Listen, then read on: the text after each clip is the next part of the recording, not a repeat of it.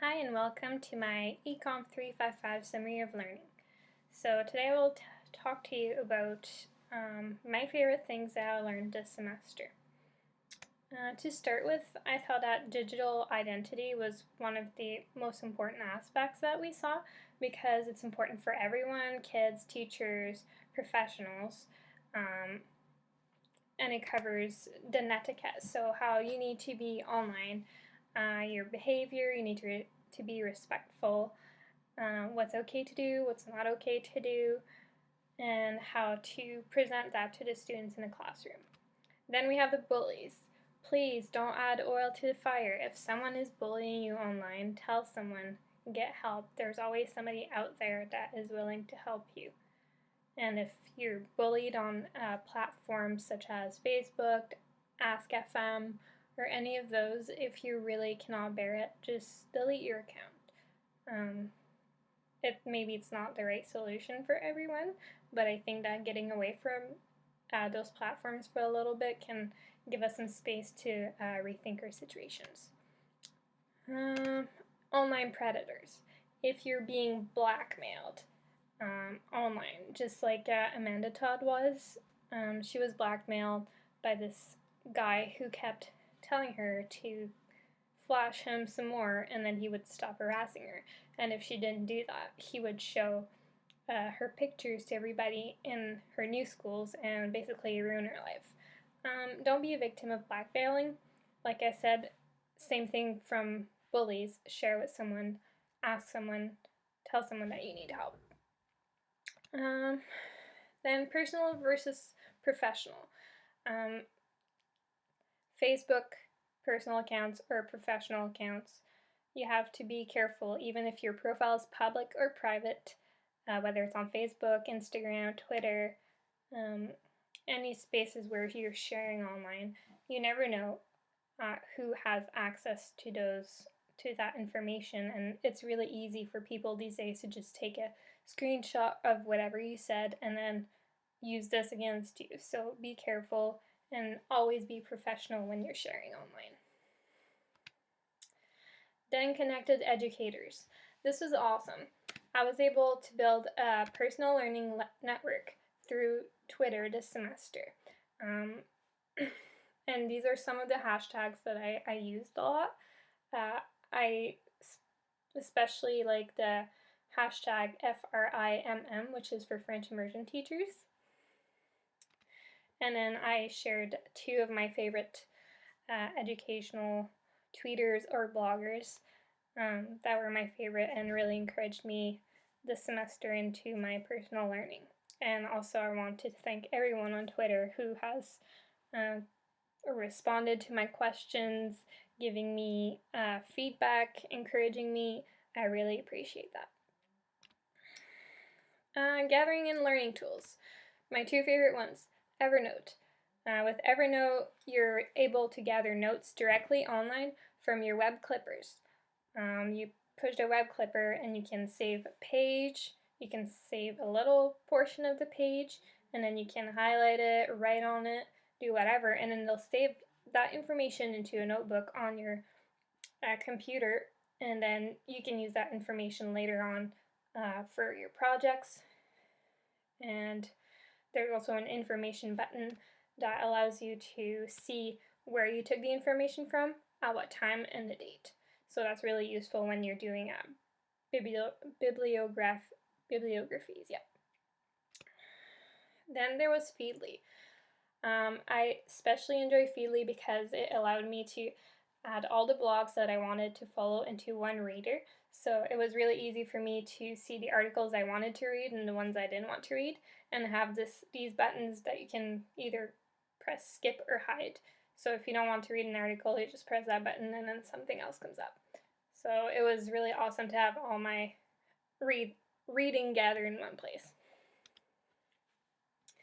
Then there were the creativity tools that were demonstrated to us. I used QuickTime a lot for screencasting. I tried using ScreenR and Camtasia, but for some reason the plugins did not work on my computer, and I haven't really looked into that issue. YouTube was really helpful for me to upload videos for my learning project. podcasts. I used it for the first time this semester as well. It was a little difficult, but I would probably maybe use it at some other time. SoundCloud. So when I was done with my podcast, I was able to upload my file to SoundCloud and then share it on my blog. Creative Commons and Flickr.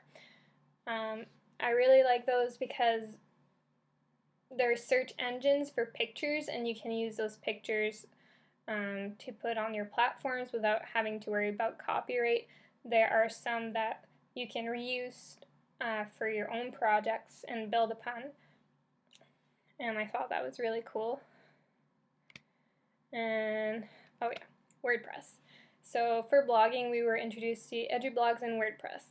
Personally, WordPress appealed to me way more than EduBlogs when I first looked at it.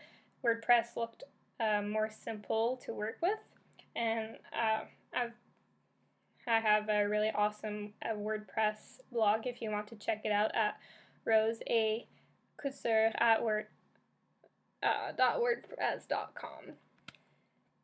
And then the teaching tools.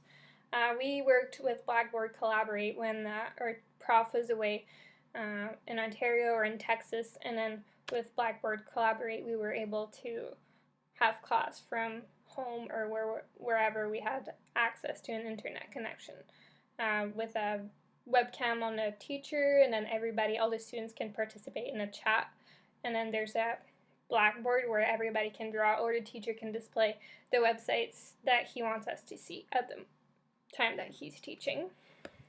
Coursera offers a lot of free education class online from really well-known universities, and the length of those classes can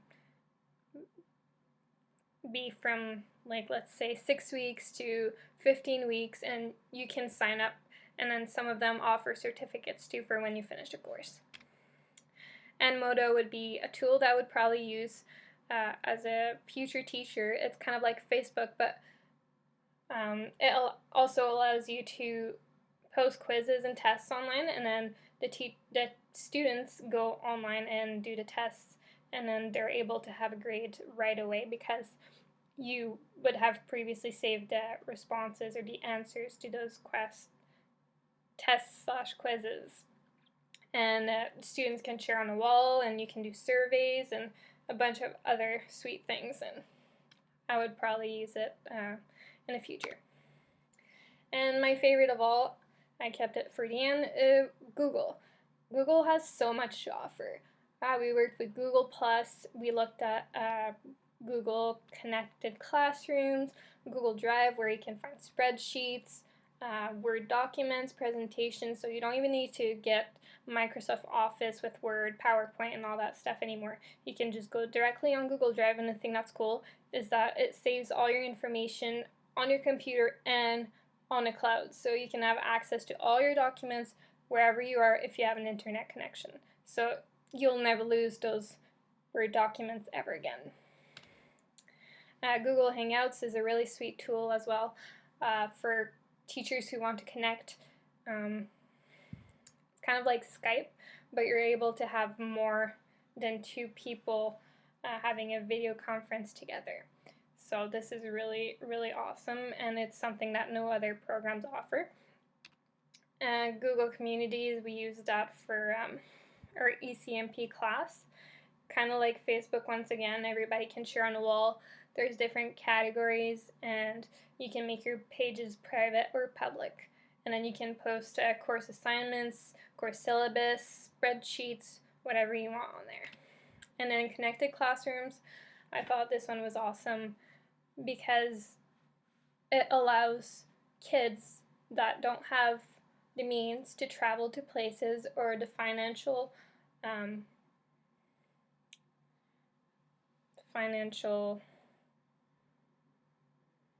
means to go on field trips. And people all over the world offer field trips for kids to take in a classroom. So let's say I'm here in Saskatchewan and the aquarium in Australia is offering a field trip. With Connected Classrooms, you can sign up your class, and then they'll stream the field trip from Australia, and the kids are able to ask questions to the presenters.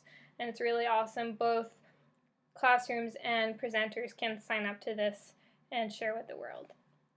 And that's everything.